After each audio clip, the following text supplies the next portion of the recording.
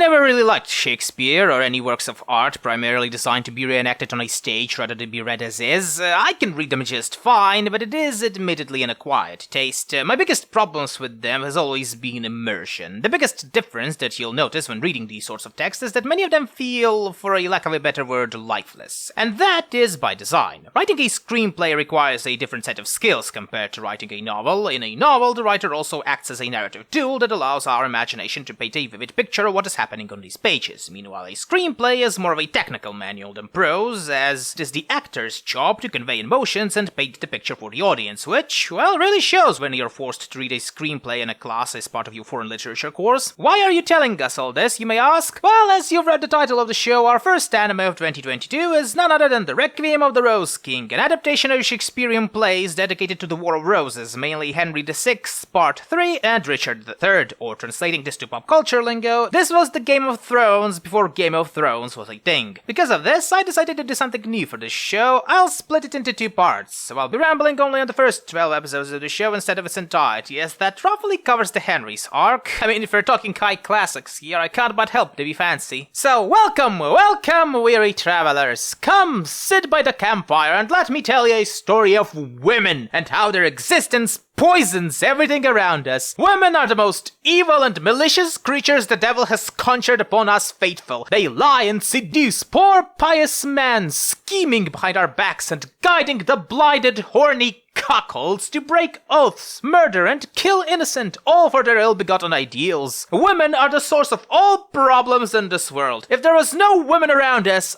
men would have frolicked free upon the land, unmolested, happy to pursue our goals and wants in a moral and pious way. Love would also be much purer if there was no woman around us.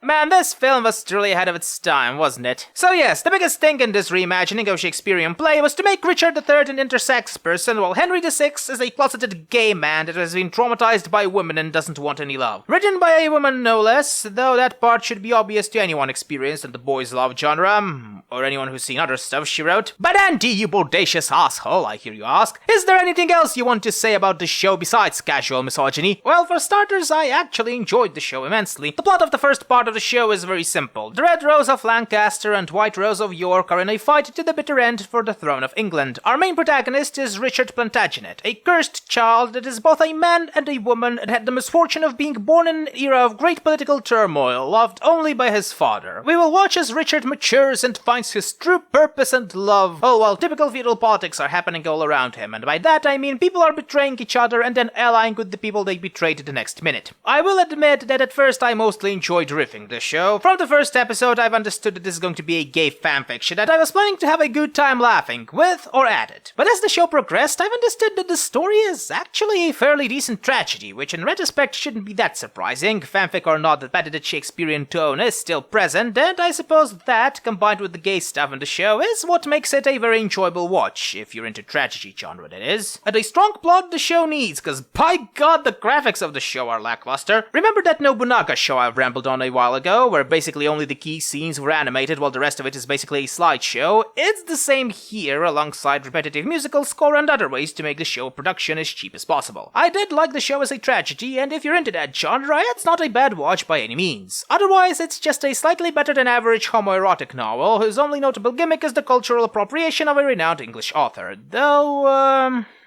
Baro no Soretsu. Oh, god damn it!